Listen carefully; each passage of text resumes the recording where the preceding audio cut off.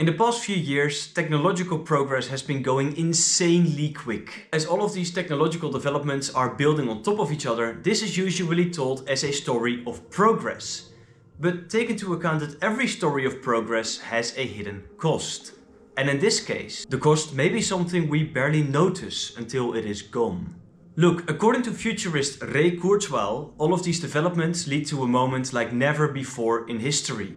A moment in which technology will surpass us, merge with us, and we will accelerate more quickly together. Ultimately, the goal of this is replacing the limits that in the past defined human life. He calls this moment the technological singularity. And listen, according to Kurzweil, this is not business as usual. This is not just a next step in the development of machines. The human and the machine would merge. Our brain would be combined with computation, with the machine.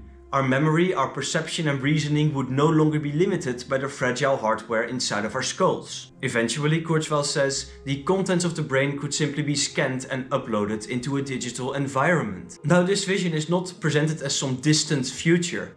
Kurzweil suggests that the singularity will happen already in 2045. And this would be the year in which machine intelligence would exceed all human intelligence combined. Now, luckily in this scenario, humanity would not be left behind. We would simply be enhanced. We would be more capable of understanding, of empathy, of rational thinking. And I mean, it's a highly exciting vision. It sounds unbelievable, a future without biological limits. No aging brain, no cognitive decline, no outer bounds on intelligence or understanding.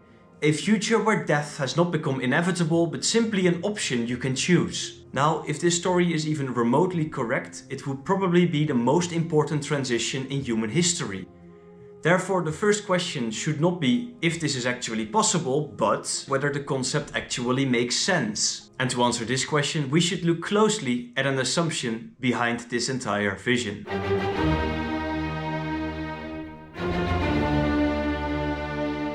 Kurzweil's singularity is based on a functionalist way of looking at the human mind. And this is very accepted in, for example, technology or neuroscience. But it's based on a very simple assumption. That assumption goes as follows.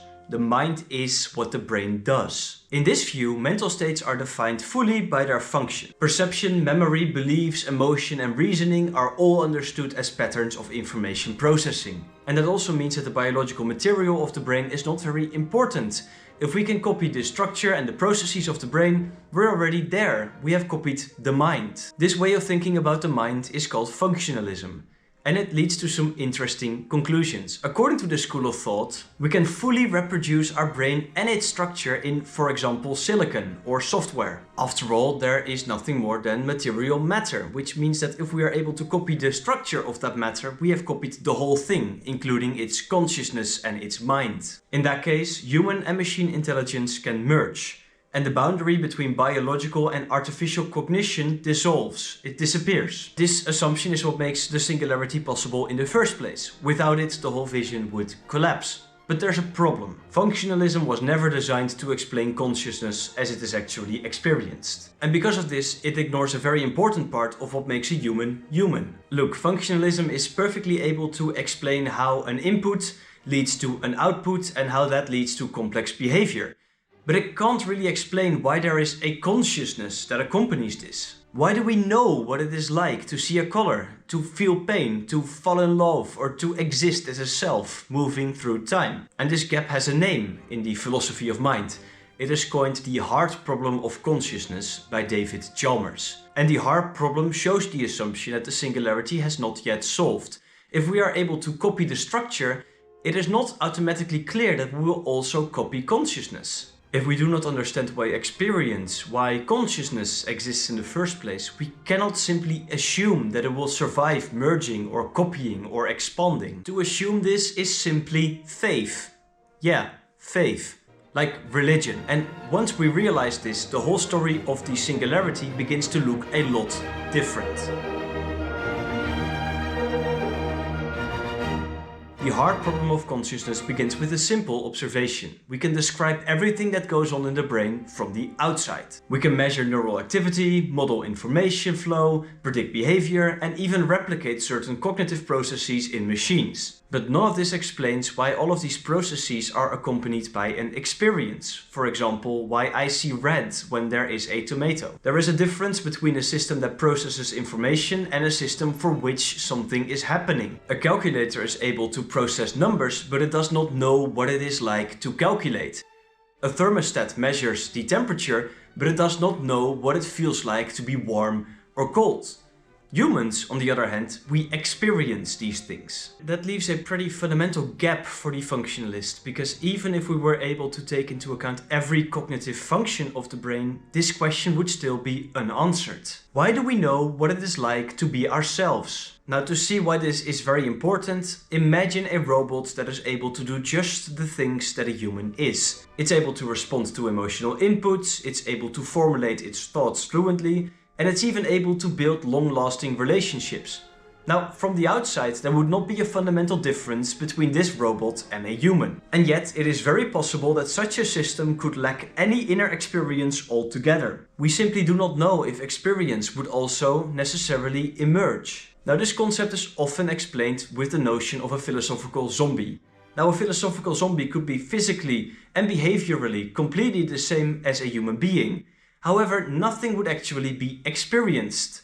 For example, if there is an injury, the philosophical zombie would respond as if it was hurt, while not actually feeling hurt at all. Now, when they depict an emotion like love or fear, or they describe these emotions, there might as well be nothing actually being experienced. And this shows that behavior and actual experience are two completely different things. This distinction becomes especially relevant when we think about contemporary artificial intelligence, and specifically large language models. Large language models can already produce language that sounds thoughtful, emotional, and self-aware.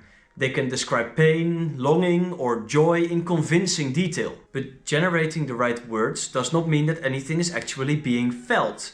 We simply do not know what does. Adding more computation, more connections, or more data does not logically add more experience. There is still no proof, let alone a guarantee, that the created entity would in fact develop consciousness. If this is true, the Singularity faces a fundamental insecurity. We may be able to build systems that outperform humans in every measurable way, and still have no idea whether they experience anything. And if we don't know this, we also wouldn't know if our merged versions with the algorithm or our copied brains would in fact be able to experience anything at all. Our copies could end up becoming philosophical zombies. The question of the singularity is now no longer technological, but it has become existential.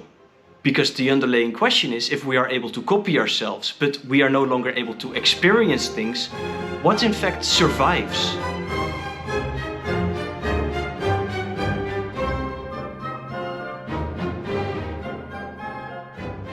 Now, to this point, this singularity thing might still sound pretty abstract, but take into account that this is not presented as a future with super intelligent machines. It is presented as a future in which we ourselves continue to exist, but in a transformed way. Kurzweil often formulates his vision as one of survival, in which human beings are not being replaced, but we are extended. We are simply being brought to the next stage in evolution. Now, the question then becomes what actually matters, and I think what matters is that we feel like we are an individual with our own history, our own personality, etc. And I don't think that would quite be satisfied by the feeling of having all the data in your brain uploaded into some cloud environment. There must be some unbroken stream of consciousness, which also means that I still feel like I am the one that wakes up tomorrow morning. And this is where it potentially even gets worse. Imagine that your brain is scanned in perfect detail and a digital system is created that reproduces its entire functional structure. It speaks like you, remembers your life, recognizes your friends, and insists that it is you. From the outside, nothing appears to be missing. But let's assume that during the copying process and also after it, you were watching this whole process, seeing this copy of you being created. And let's for now also assume that your copy on the computer would also be conscious. Would that copy be you? Or would you still be you? Or would there now be two yous? think we would all be inclined to say that the original me is still the actual me, and that the other one is a fake. And even with a perfect copy, the question remains unanswered. And this problem gets even worse if duplication is possible. What if there are 1,000 versions of you? Who is the actual you? Who decides? And what implications would this whole thing have if they were conscious? You see, information can be copied. With identity, it's a completely different story. So we now know that there is no way to copy our own authentic selves, which means that the singularity has become a way to kind of copy ourselves without knowing if our copy is conscious. And also there's a bunch of philosophical and ethical dilemmas on top. Now, this singularity doesn't look that much like a solution or a next step in evolution anymore, but mostly as some sci-fi story again.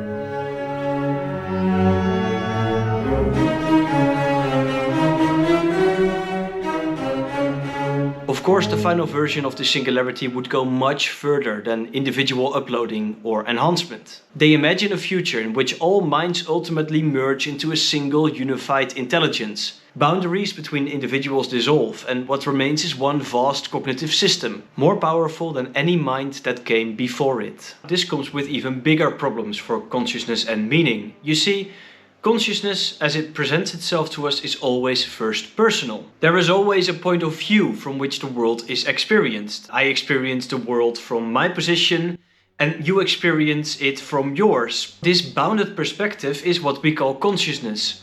Without it, there is no differentiation between someone and no one. A fully unified intelligence would beg the question, whose experience would it be? If your personal perspective is thrown into this singularity, then your personal subjectivity ceases to exist. So from the standpoint of your own lived experience, replacement is indistinguishable from annihilation. If uploaded, you as a person simply cease to exist. And even if we would accept our own personality to simply disappear, it would still be very difficult to just state that this new entity that we've created has any form of consciousness. We just simply do not know how it works and how it comes into being. And with that, the point remains that intelligence alone does not guarantee a point of view. But hey, let's again assume that this singularity would actually have some form of consciousness.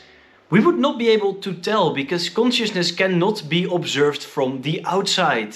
I cannot experience from your perspective, and neither can you experience from mine. We only ever know what it is like to be ourselves. No matter how advanced this singularity would become, it would be unknowingly vague and unknowable to us either way. At this point, the promise of the singularity has fallen apart in multiple ways already. The goal was transcendence, a higher existence for us, but what we are left with is a reduction of the thing that gives us meaning. The ability to know what it is like to exist, to feel pain and joy, to care, to suffer, to love. A future without lived experience raises a fundamental question. If we are to be seeing this as progress, a progress towards what? The question remains. What is this all for? What is the goal? If we are increasing intelligence while taking away experience, we are only losing meaning.